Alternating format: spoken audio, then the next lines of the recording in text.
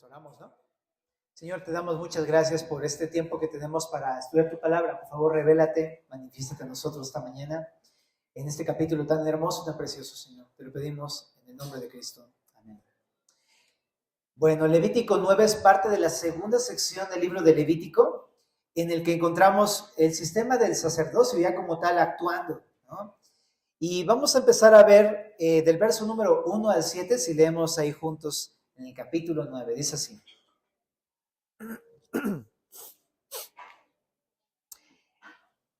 En el día octavo Moisés llamó a Aarón y a sus hijos y a los ancianos de Israel y dijo a Aarón: toma de la vacada un becerro para expiación y un carnero para holocausto sin defecto y ofrécelos delante de Jehová, y a los hijos de Israel hablarás diciendo: tomad un macho cabrío para expiación y un becerro y un cordero de un año sin defecto para holocausto, asimismo un buey y un carnero para sacrificio de paz que inmoléis delante de Jehová, y una ofrenda amasada con aceite, porque Jehová se aparecerá hoy a vosotros.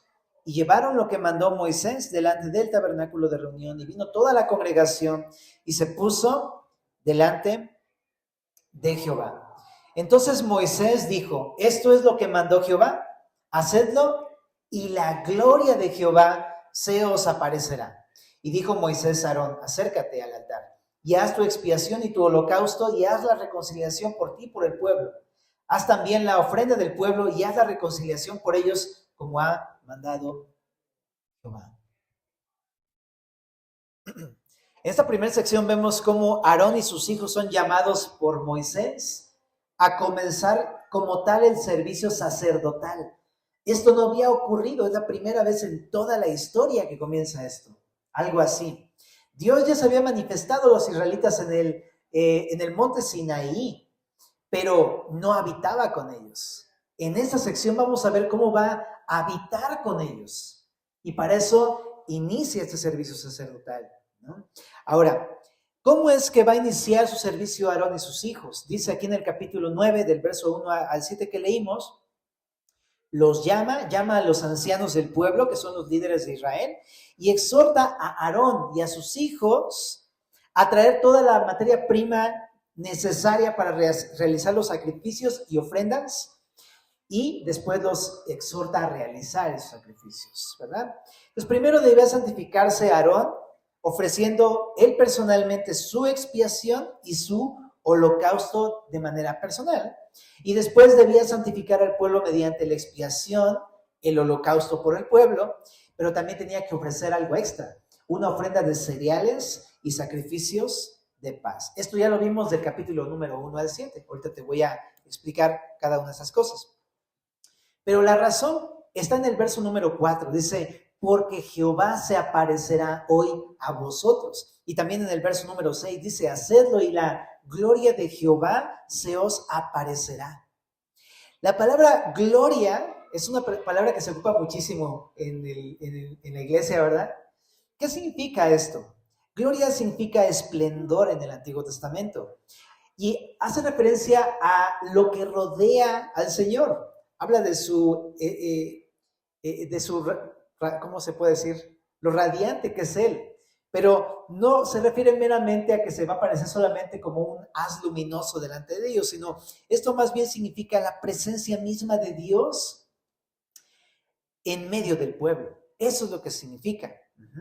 Habla precisamente de que el yo soy, el eterno, el autoexistente, que es Jehová, él mismo se va a manifestar, va a aparecer, se va a dejar ver, va a estar con su pueblo en el tabernáculo, en el desierto. ¿Y para qué es que Aarón y sus hijos entonces están poniendo todas esas ofrendas? Bueno, primeramente es para, te decía, santificarse de manera personal, pero hay algo interesante que me llamó la atención. Imagínate, va a venir Jesús con él, bueno, Dios con ellos, ¿no? Es Jesús, pero bueno, luego lo platicamos de eso, pero va a venir con ellos y está Aarón y sus hijos en una carpa como esta, y hay carne y hay pan. La escena es muy parecida a la de una comida, ¿no? ¿Verdad que sí? ¿A alguien le gustan las hamburguesas? Sí. Pues algo así, o sea, es una comida, pareciera como es una comunión y están invitando a Dios a venir con ellos y estar con ellos y tener una comunión. Y es precisamente eso lo que está queriendo Dios mostrar aquí, que Él se quiere aparecer a su pueblo, pero es para estar con ellos, para tener comunión. Esto no había pasado antes. Te decía, lo habían visto en el monte Sinaí, de lejos, y le dijeron a Moisés, vas tú, pero ellos no quisieron acercarse al monte por temor, por la santidad y el poder de Dios. Pero ahora Dios dice, no, no, no, eso que estaba separándolos de mí, que era el pecado, a través de estos sacrificios, va a ser temporalmente resuelto para que yo pueda estar con ustedes. Entonces, qué increíble. Ahora, hay algo que nos llama también la atención en el verso número 6. Dice que hay una condición para que Dios pudiera acercarse. Esa condición, dice, es hacedlo y la gloria de Jehová se os aparecerá. O sea, primero tenían que hacer como Jehová había mandado, todos esos sacrificios y ofrendas, y entonces Dios se manifestaría al pueblo. En el capítulo 9, ahí del verso 8 al 21, vamos a continuar la siguiente parte. ¿Okay? Dice, entonces se acercó Aarón al altar y degolló el becerro de la expiación que era por él. Y los hijos de Aarón le trajeron la sangre y él mojó su dedo en la sangre y puso de ella sobre los cuernos del altar y derramó el resto de la sangre al pie del altar. Hizo arder sobre el altar la grosura con los riñones y la grosura del hígado de la expiación como Jehová lo había mandado a Moisés.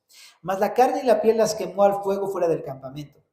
Degolló asimismo el holocausto y los hijos de Aarón le presentaron la sangre, la cual roció él alrededor sobre el altar. Después le presentaron el holocausto pieza por pieza y la cabeza y lo hizo quemar sobre el altar. Luego lavó los intestinos y las piernas y los quemó sobre el holocausto en el altar. Ofreció también la ofrenda del pueblo y tomó el macho cabrío que era para la expiación del pueblo y lo degolló y lo ofreció por el pecado como el primero. Y ofreció el holocausto e hizo según el rito. Ofreció asimismo la ofrenda y llenó de ella su mano y la hizo quemar sobre el altar, además del holocausto de la mañana. Degolló también el buey y el carnero en sacrificio de paz, que era del pueblo, y los hijos de Aarón le presentaron la sangre, la cual roció él sobre el altar alrededor. Y las grosuras del buey y del carnero, la cola, la grosura que cubre los intestinos, los riñones y la grosura del hígado, y pusieron las grosuras sobre los pechos y él las quemó sobre el altar. Pero los pechos con la espaldilla derecha los meció Aarón como ofrenda mecida delante de Jehová, como Jehová lo había mandado a Moisés. Entonces, en esta sección vemos cómo Aarón y sus hijos ya como tal, ya escucharon la exhortación de Moisés, ahora realizan esas ofrendas. El primero de ellos es que ofrecen los sacrificios rituales de los sacerdotes. Y primero, pues obviamente es el de Aarón. Entonces, del verso 8 al 11 describe la expiación por el pecado de Aarón, que ya lo hemos leído en el verso número 2, en este mismo capítulo. Es la instrucción de Moisés del verso 2, y también lo estudiamos anteriormente en Levítico 4, verso número 3. Entonces no me voy a detener, pero esta ofrenda consistía en perdonar o cubrir sus pecados. ¿Okay? Del verso 12 al 14, ahora Aarón presenta un holocausto por él mismo. Es el carnero del verso número 2, según también lo enseñado o visto en Levítico 1, que también ya estudiamos. Y este sacrificio consagraba al sacerdote. Pues ya estaba cubierto sus pecados y estaba consagrado a Dios. Pero después realizan los hijos de Aarón los sacrificios y ofrendas por el pueblo completo. En el verso 15 habla de cómo hicieron una expiación. Y este es el macho cabrío que también Moisés menciona en el verso 3. Es ese. Este sacrificio cubría los pecados del pueblo.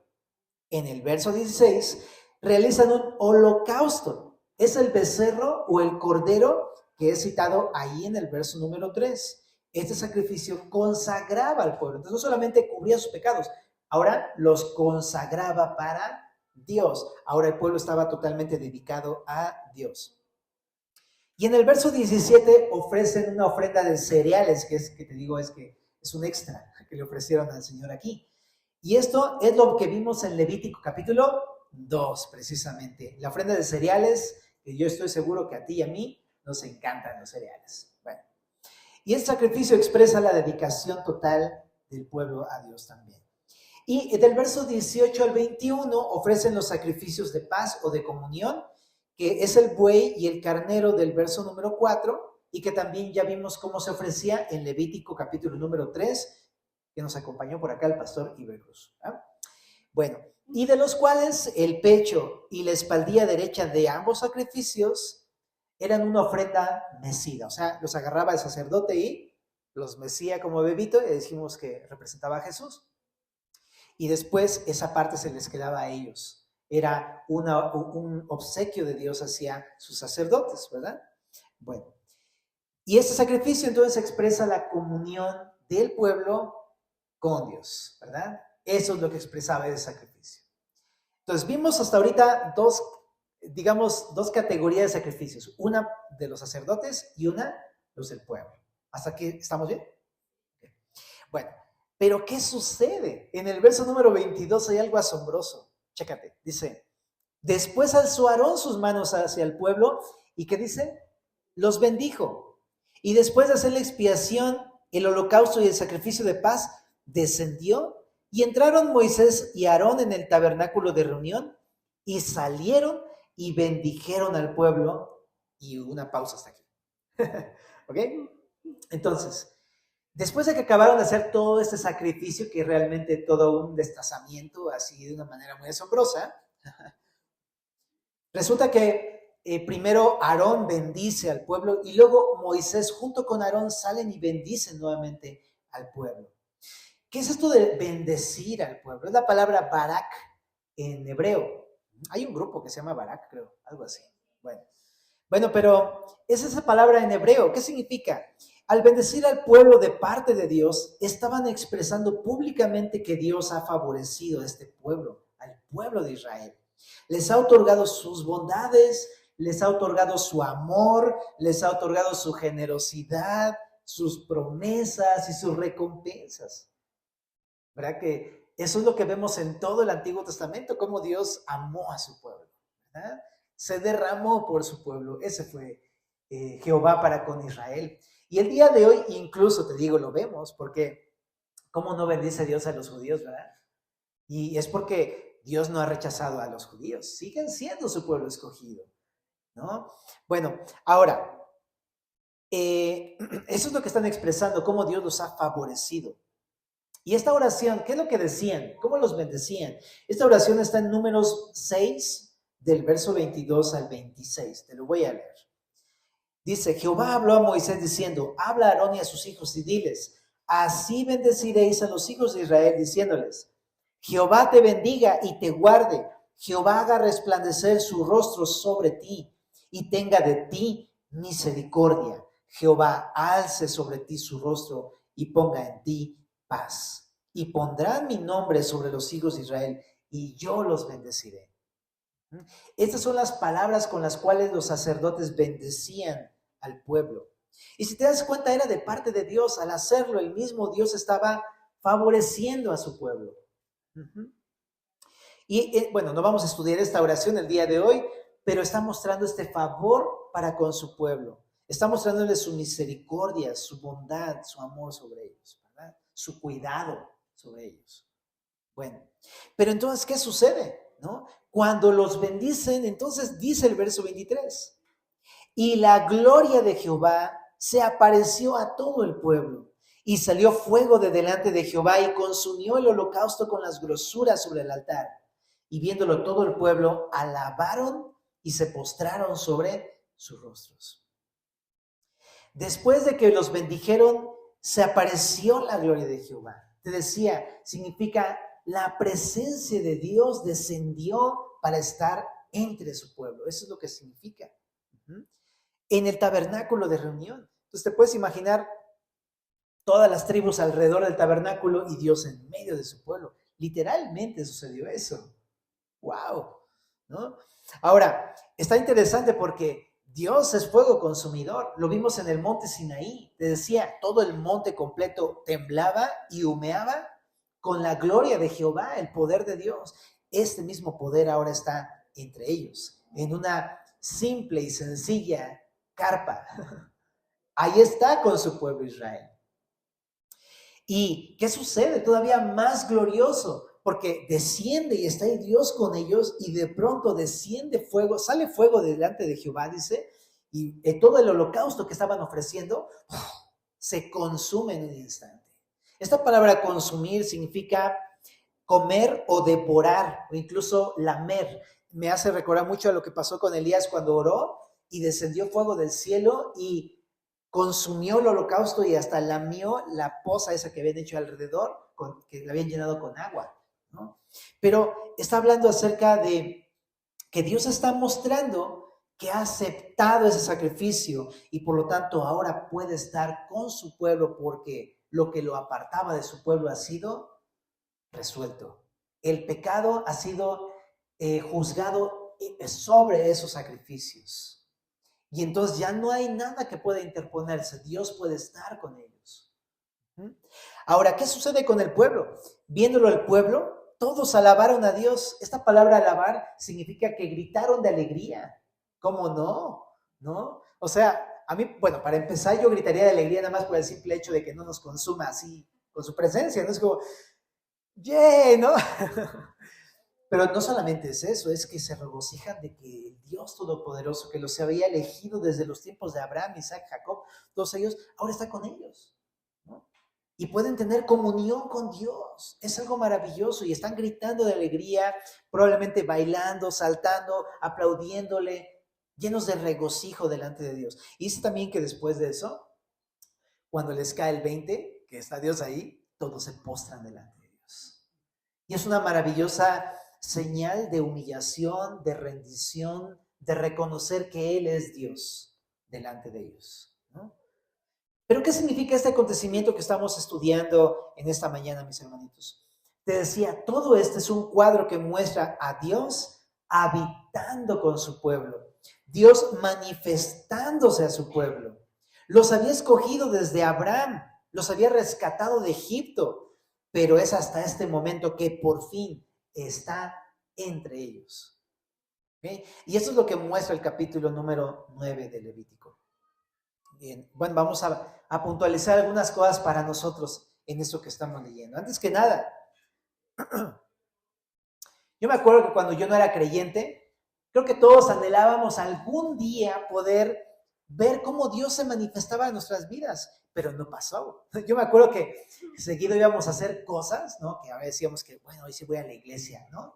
O ahí en Oaxaca te decía que había una cruz del pedimento. Entonces, ibas con la ilusión, pues sí, por supuesto, que Dios te complaciera tus peticiones, ¿no? De una manera bastante errada, por supuesto, pero ibas con la ilusión de ver algo, no sabías qué, ¿no? Aunque nuestro corazón lo anhelaba, pero nunca pasó nada.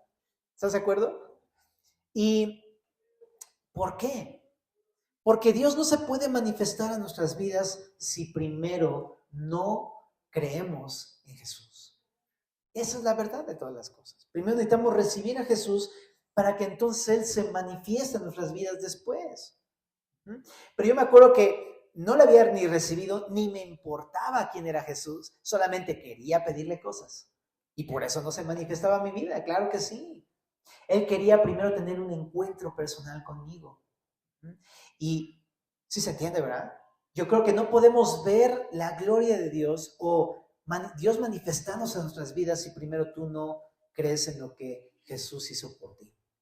En Efesios 2, verso 8 dice, por gracia sois salvos por medio de la fe, y esto no de vosotros, pues es un don de Dios, es un regalo de Dios, no por obras para que nadie se gloríe. ¿Qué dice este versículo? Lo que dice es que para que tú puedas primero recibir a Jesús, necesitas creer en Jesús. ¿En qué? Que Jesús, siendo Dios, siendo la gloria misma de Dios, Él se hizo como uno de nosotros y murió en una cruz para expiar tu pecado, para pagar tu pecado. Murió en tu lugar y resucitó al tercer día. Jesús está vivo. Y la Biblia dice, Jesús dice que si tú crees en eso, tú crees en Él, depositas tu confianza completa en ese hecho, en ese momento te regala el regalo de la salvación, el perdón de pecados. Así es que si hoy estás aquí, ¿no? Y no has recibido este regalo de la salvación, Esta es la invitación para ti. Recibe este regalo de la salvación de Jesús. Recibe a Cristo en tu corazón. Es decir, cree en esto que te estoy diciendo. Y esa es mi invitación, que tú decidas por Jesús. Y Dios te va a regalar la salvación como gracia. Es decir, es un regalo. No tienes que hacer nada. No es por obras para que nadie se gloríe. No es por algo que tú hagas. Es un regalo de Dios. Simplemente un regalo se recibe, ¿no? Eso es lo único que tienes que hacer.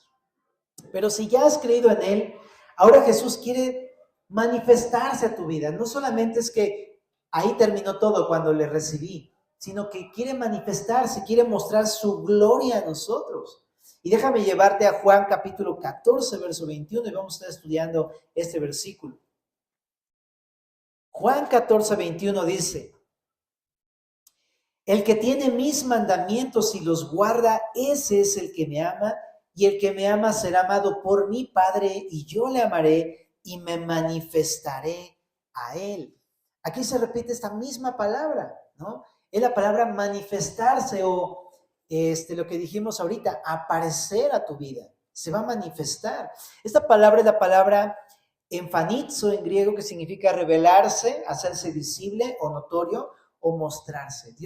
Jesús quiere mostrarse a tu vida. Y no solamente Él y el Padre, ambos, dice aquí este versículo. ¿Ok? Pero eso es lo que dice aquí, y es algo que solamente puede hacer Jesús. Tú y yo no podemos conseguir que lo haga, sino que es algo que Él decide hacer cuando Él quiere hacer. En Mateo 11, 27 dice Jesús: todas las cosas me fueron entregadas por mi Padre, y nadie conoce al Hijo sino el Padre, ni al Padre conoce a alguno sino el Hijo, y a aquel a quien el Hijo lo quiera revelar. Es algo que solamente puede hacer Jesús, solamente, si te lo concede. En Juan capítulo 20, verso 11 al 16, Jesús me recordó a 3 ejemplos. Te los voy a citar. Juan 20, verso número 11. Si me acompañas así rapidísimo. Pero ahí no te voy a contar, no voy a leerte todo, pero resulta que Jesús había muerto en la cruz, lo sepultaron, pero resulta que al tercer día fueron las mujeres, unas discípulas de Jesús, a la tumba de Jesús para preparar el cuerpo, porque en aquel tiempo se acostumbraba ungirlo, ponerle aceites aromáticos, esencias y demás, para que perdurara el cuerpo, ¿no? Y van estas mujeres, una de ellas se llama María, y estaba llorando ahí en el sepulcro, porque de repente cuando llegan, resulta que no estaba el cuerpo. Y ve a todos los guardias de la guardia romana tirados y desmayados, la piedra que cubría la puerta arrojada por allá, y entonces no está el cuerpo y no hay nada. Entonces ella está pensando, se robaron el cuerpo de Jesús. Y entonces resulta que dice ahí en el verso 12 que vio a 2 ángeles con vestiduras blancas, Juan 20, 12, que estaban sentados el uno a la cabecera y el otro a los pies donde el cuerpo de Jesús había sido puesto, y le dijeron: mujer, ¿por qué lloras? Les dijo: porque se han llevado a mi Señor y no sé dónde le han puesto. Cuando había dicho esto, se volvió y vio a Jesús que estaba allí, mas no sabía quién era Jesús. Jesús le dijo: mujer, ¿por qué lloras? ¿A quién buscas? Ella, pensando que era el hortelano, le dijo: Señor, si tú te lo has llevado, dime dónde lo has puesto y yo lo llevaré. Jesús le dijo: María. Volviéndose a ella, le dijo: Raboni, que quiere decir maestro. ¿Te das cuenta de lo que me estoy refiriendo? O sea, Jesús estaba enfrente de María. Jesús estaba ahí, vivo, resucitado, en el lugar de la tumba, pero estaba resucitado, estaba vivo. Y María estaba enfrente de él y no lo veía. Y así sucede en familia. O sea, uno ha creído en Jesús, uno ha recibido a Jesús, uno ha creído en el Evangelio, pero de repente dices: ¿y dónde está, Señor? Y no sabes que está junto a ti. No sabes que está ahí y no lo ves. Ahora, hay otro ejemplo ahí mismo, no ahí mismo, en Lucas 24. En Lucas 24 también había 2 hombres discípulos que después de la resurrección, obviamente ellos no habían visto a Jesús resucitado, se fueron camino de Maús. Yo me imagino que era como, pues ya ya fue esto, pues vámonos a Emaús, ¿no? Pues ya. Estaba más o menos a unos 11 kilómetros, no, sí, 11 kilómetros de Jerusalén, se fueron para allá. Y dice ahí en Lucas 24, verso número 14, iban hablando entre sí de todas aquellas cosas que habían acontecido. Sucedió que mientras hablaban y discutían entre sí, Jesús mismo se acercó y caminaba con ellos. Mas los ojos de ellos estaban, ¿qué dice? Velados, para que no le conociesen. Y les dijo, ¿qué pláticas son estas que tenéis entre vosotros mientras camináis? ¿Y por qué estáis tristes? Respondiendo uno de ellos, que se llamaba Cleofas, le dijo, ¿eres tú el único forastero en Jerusalén que no ha sabido las cosas que en ella han acontecido en estos días? Me encanta Jesús que le dice. Entonces él les dijo, ¿qué cosas? Increíble. Déjame saltarme un poco, porque más adelante, hasta el verso número 28, resulta que llegan a Emaús. Dice, llegaron a la aldea donde iban, y él hizo como que iba más lejos. Mas ellos le obligaron a quedarse diciendo, quédate con nosotros porque se hace tarde y el día ya ha declinado. Entró pues a quedarse con ellos. Y aconteció que estando sentado con ellos a la mesa, tomó el pan y lo bendijo y lo partió y les dio. Entonces les fueron abiertos los ojos y les reconocieron, mas él desapareció de su vista. Y se decían el uno al otro, ¿no ardía nuestro corazón en nosotros mientras nos hablaba en el camino y cuando nos abrían las escrituras? Otros dos estaban con Jesús, caminando con Jesús, hablando con Jesús, contándole todo lo que había pasado en la cruz. Y no se habían dado cuenta que ahí estaba Jesús. Otro ejemplo, resulta que ellos mismos, en el verso 33, ahí en Lucas 24, 33, entonces cuando les cae el 20, estaban en Emaús, se regresan otra vez corriendo a Jerusalén, en el verso 33 dice, volvieron a Jerusalén, hallaron a los 11 reunidos y a los que estaban con ellos, que decían, ha resucitado el Señor verdaderamente, ya, ¿qué dice ahí?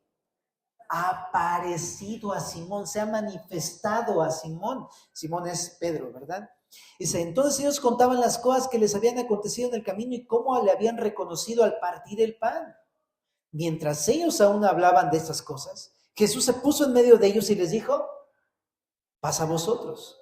Entonces, espantados y atemorizados, pensaban que veían espíritu. Pero él les dijo, ¿por qué estáis turbados si vienen a vuestro corazón estos pensamientos? Mirad mis manos y mis pies, que yo mismo soy. Palpad y ved, porque un espíritu no tiene carne ni huesos, como veis que yo tengo. Y diciendo esto, les mostró las manos y los pies. Y como todavía ellos de gozo no lo creían y estaban maravillados, les dijo, ¿no tienen algo de comer? Entonces le dieron parte de un pez asado y un panal de miel, y él lo tomó y comió delante de ellos. Otros discípulos, 11 discípulos al menos, ¿no?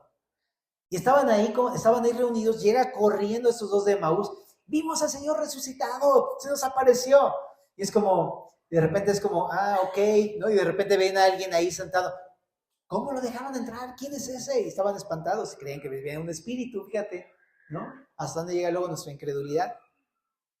Pero Jesús le dice, no, soy yo. Les muestra sus heridas y tiene comunión con ellos. Se pone a comer con ellos, a la mesa, como siempre lo había hecho durante 3 años de ministerio. Ahí estaba con ellos, partiendo el pan y comiendo con ellos el pez. Qué increíble, ¿verdad? Entonces, ¿qué es lo que te digo? ¿Sabes? Dios no quiere solamente que sepas que Jesús te ha salvado, que sepas que Jesús murió por ti en la cruz. No. Él quiere manifestarse a tu vida. Porque estás a lo mejor como alguno de estos, diciendo, pues ¿y cuándo? No, pues sí escuché que Jesús murió y resucitó, wow. No, pero yo, ¿no? ¿Y ahora qué hago? Y me siento así y todo. Es como, date cuenta. Jesús a lo mejor está aquí, ahí, y siempre ha estado contigo y no lo has visto. Dios quiere que tú lo veas en tu vida, que se manifieste en tu vida. Eso es lo que quiere. Aquí en Juan 14, 21 hay algo muy importante también, porque dice, ¿a quién se manifiesta?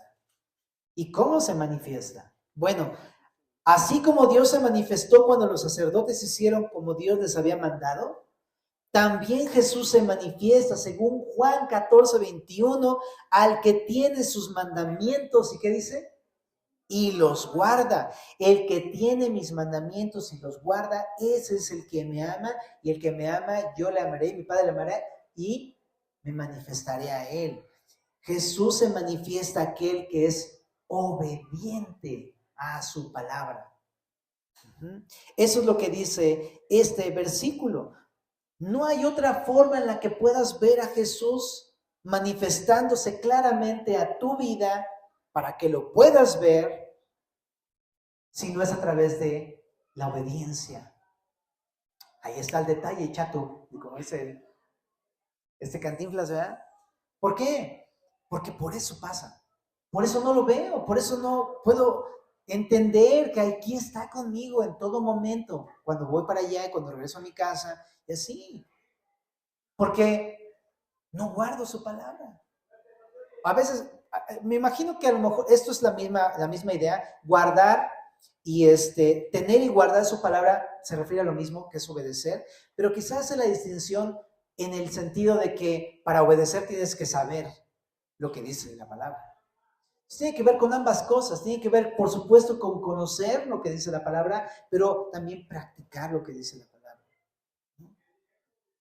Entonces, quiero animarte, familia. Yo sé que tú estás a lo mejor te despertaste hoy diciendo, Señor, yo quiero ir a la iglesia para poder verte, en verdad. O sea, a lo mejor tu vida está como tan ajena de Dios, pensando que a lo mejor Dios está tan lejos de ti y a lo mejor estás esperando un rayo de esperanza en tu vida.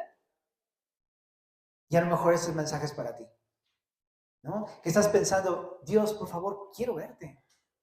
No sé dónde estás. Yo he creído en ti, pero no te veo en mi vida. Dios quiere hacer eso, pero sí nos pide algo. Guarda sus mandamientos. Dice Jesús ahí en Juan 14:15, si me amáis, guardad mis mandamientos. La pregunta entonces que queremos hacernos es, ¿estoy guardando sus mandamientos? ¿No? ¿Estoy obedeciendo al Señor Jesús? Porque eso fue lo que nos encomendó. Mateo 28:20, ¿no? Enseñándoles que guarden todas las cosas que yo os he mandado. Y aquí yo estoy con vosotros todos los días hasta el fin del mundo. Ahora, yo cuando estaba orando, porque dije, Señor, pues tú quieres que te obedezca, pues quiero obedecerte para que te manifiestes a mi vida. Estaba orando, Señor, manifiéstate. O sea, sí ora por eso. Pero, familia, caemos a lo mismo que hemos leído en Levítico. Somos incapaces de obedecer a Dios. Pero qué hermoso es Filipenses capítulo 2, verso 13, porque dice, porque Dios es el que en vosotros produce así el querer como el hacer por su buena voluntad. Si hay algo que nuestro querido César Cárdenas en vida nos dejó como legado, es eso. Yo siempre le decía, pues ahí vamos, pastor, bien, ahí vamos, obedeciendo, esforzándonos. Y siempre se me quedaba bien así de Filipenses 2:13. Porque Dios es el que produce en vosotros así el querer como el hacer, por su buena voluntad. Y decía, sí, ya sé, pero también el hombre tiene que hacer algo. Y estaba muy afanado con esa parte en la que nosotros participamos. Pero cuando empecé a fracasar, cuando me empecé a dar cuenta de mi incapacidad para obedecerle, me cayó el 20. Y yo creo que eso tiene que pasar contigo también. Para que puedas obedecerlo, tiene que caerte el 20, que es Dios el que lo tiene que hacer en tu vida. Pídele. O sea, sí quiero que le pidas, manifiéstate en mi vida. Y quiero que le pidas, Señor, ayúdame a obedecerte. Pero yo te pediría, como tú pones el querer como el hacer, tú hazlo en mí, Dios. Yo le diría eso. Ponme el querer obedecerte y ponme el hacer tu voluntad. Porque si no, yo no voy a poder, Señor Jesús. Y dile, soy incapaz de obedecerte, quiero obedecerte, pero no puedo. Y pídeselo, y pídele que se manifieste tu vida. Y lo va a hacer. Ahora, ¿de qué forma se va a manifestar en nuestras vidas? Esa es una buena pregunta. Ajá. Pero me encanta porque el mismo texto ahí en Juan 14:22 Pues ahí hubo un preguntón, como siempre, ¿no? Y le dice a Jesús, le dijo Judas, no el Iscariote, sino otro Judas, que también estaba entre los discípulos, Señor, ¿cómo es que te manifestarás a nosotros, sino al mundo? Le está preguntando de qué forma te vas a parecer a nosotros, o de qué forma te vas a manifestar a nosotros. Le responde Jesús y le dice, el que me ama, mi palabra guardará, y mi Padre le amará. ¿Y qué dice? Y vendremos y haremos morada con él. O sea, lo que está diciendo aquí es 3 formas en las que se va a manifestar. Número 1, te va a amar. El Padre y el Hijo te van a amar. Número 2, van a venir a ti. No es que tú vayas a buscarlos. Ellos van a venir a ti. Y número 3, van a hacer morada contigo. Manifestarse en parte, sí es ver su poderosa mano obrando en nuestras vidas o a través de nosotros hacia otras personas, por supuesto. Y esto es glorioso cuando sucede, pero la forma en la que Jesús quiere manifestarse es más que esto. Es que Dios mismo y Jesús, su Hijo, vengan y habiten con nosotros. Ahora, quiero explicar esto con un ejemplo. Cuando Cris, mi esposita, mi ahora esposa, y yo ya nos estábamos echando el ojito allí en Club Semilla, allí en San Antonio, porque la neta es que cuando ya te empiezas a enamorar, y sí, como que sí le echas el ojo, ¿no? Y ya te pones a hablar al Señor. Ya sabes, ¿no? Las cosas, ¿no? Ya nos estábamos echando el ojito por ahí, y resulta que me encantaba verla ahí en la iglesia, y de repente yo estaba en el salón de arriba, en Club Semilla, y veía cómo llegaba ahí la hormiguita trabajadora. Llegaba, dejaba sus cosas, se ponía a jalar mesas, sillas, iba y venía, y nadie le ayudaba, ¿eh? Solita, y una más así de, órale, o sea, ¿qué onda con esta chica, no? Te digo que eso fue lo que me cautivó mucho de mi esposa, ¿no? Y de repente, pues estaba muy padre, y a veces nos tocaba la idea de la oportunidad de saludarnos. Y mucho más ya cuando nos comprometimos era como, estaba genial estar con ella y saludarla y qué padre, oramos y todo esto, pero de repente ya se iba a su casa y pues ya se acabó el encanto. Y yo anhelaba un día que por fin ya no se fuera a su casa, sino le dijera, vámonos a nuestra casa, ¿no? Sabes que estas cosas sí son románticas, ¿no? Ya me puse romántico, mi esposa, pero ya creo que ella está, ya me hizo cosas. Dice que ya no. Bueno, es broma. Pero pues ahora estoy agradecido de que puedo decirle todo el tiempo, vamos, vivimos juntos, compartimos todo, el tiempo, las situaciones, las bellas bendiciones de Dios, platicamos de todo, o sea, comemos juntos, me encanta estar con mi esposa. Y es muy diferente estar con ella viviendo en la casa que cuando antes nada más nos íbamos, ¿qué onda? Que se iba. Yo creo que algo así es como lo que nos está explicando aquí el texto. Está muy padre ver actuar a Dios en nuestras vidas. Está muy padre ver a Dios actuar a través de nuestras vidas. Pero es mucho mejor cuando después que acaba todo el servicio, se va con nosotros a casa. ¿Se entiende? ¿Ah? Sería triste en verdad pensar que solo lo podemos encontrar aquí en la iglesia cuando nos congregamos y luego nos vamos y se acabó el encanto. Ya tenemos que hacer nuestra vida pues, cotidiana, como siempre, en las mismas circunstancias de siempre. Qué triste sería pensar eso. Por eso Jesús dice, no, la forma en la que yo me quiero manifestar es yéndome contigo a tu casa. Es habitando contigo, estando contigo todo momento. Aquí en la iglesia, cuando estás aquí con Él, cuando sales por esa puerta, se va contigo, caminando junto contigo, camino a Emmaús, y encontrarse contigo otra vez en casa y comer juntos y tener comunión. Eso es mucho más hermoso solamente que venir aquí a disfrutar de Él los domingos. Y no por menospreciar nuestra reunión, sino porque te digo que la comunión es en la casa. Allí es la verdadera forma en cómo vemos a Jesús, allí. Dice, pero no lo veo en mi casa más bien parece todo un desastre. Por eso obedécele, Por eso guarda sus palabras, guarda sus mandamientos y vas a ver a Dios obrando. Ahora, en el contexto en el que está escrito este pasaje, Jesús está hablando de su Espíritu Santo, es decir, cuando somos obedientes a Él, Jesús se va a hacer evidente a nosotros mediante su Espíritu. Todo Juan 14 habla del Espíritu, todo Juan 14. Ajá. Entonces es así, Él se va a manifestar consolándote. Como dice ahí Juan 14, 16, les voy a enviar otro consolador. No significa que no vaya a haber aprietos o dolor, pero Él se va a mostrar manifestándose a tu vida, consolándote. ¿Qué más va a hacer? Según el capítulo dice también que va a enseñarnos todas las cosas, verso 26. Va a recordarnos todo lo que Jesús nos ha dicho. Verso número 27, nos va a dar de su paz, la paz de Dios que sobrepasa todo entendimiento. Y demás cosas. Va a tener comunión, capítulo 15, y etcétera, etcétera. Jesús se manifiesta a través de su Espíritu en nuestras vidas. Ahora, solamente quiero aclarar algo. El hecho de que Jesús se manifiesta a nosotros, te decía, no significa que se acabaron los problemas. Para nada se van a acabar los problemas mientras vivamos en un mundo caído y mientras estemos en un cuerpo de carne en donde todavía habita el pecado. Entonces, no se van a acabar los problemas. Pero, si te acuerdas, cuando Dios se manifestó a Israel aquí en Levítico 9, ellos no estaban en la tierra prometida. ¿Dónde estaban? Estaban en el desierto. Y de la misma forma, a veces las situaciones no van a cambiar.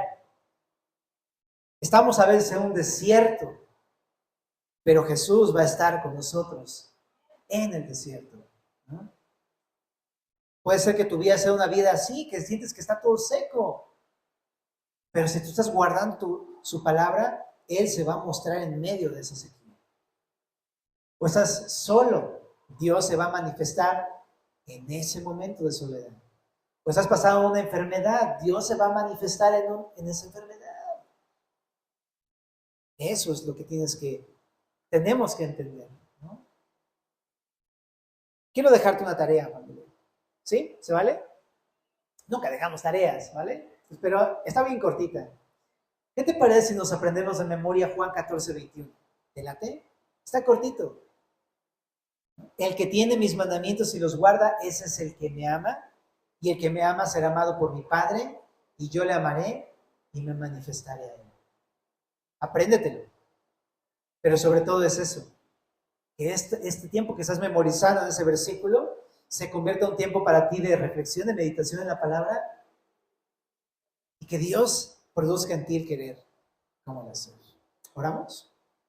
Señor, te damos muchas gracias por tu palabra en esta mañana, Señor. Gracias por hablarnos, Señor, de estas cosas. Como no solamente quieres obrar, quieres estar con nosotros, quieres vivir con nosotros, papá. Te pedimos perdón porque a veces no queremos hacer demasiado al respecto para obedecerte. No peleamos la buena batalla, no queremos poner tus palabras en nuestro corazón, pero esta mañana te queremos pedir perdón. Y queremos pedirte que tú pongas ahora el querer como el hacer por tu buena voluntad. Que nos des el anhelo y también la capacidad para obedecerte, Señor. Y te suplicamos, Señor, que nuestra vida no sea una vida así, en la que nada más estás ahí y nunca te vemos. Te queremos pedir para que ahora tú te manifiestes a nosotros. Te queremos ver, Señor Jesús. Y te lo pedimos, revélate en nuestras vidas, en el nombre de Jesús. Amén.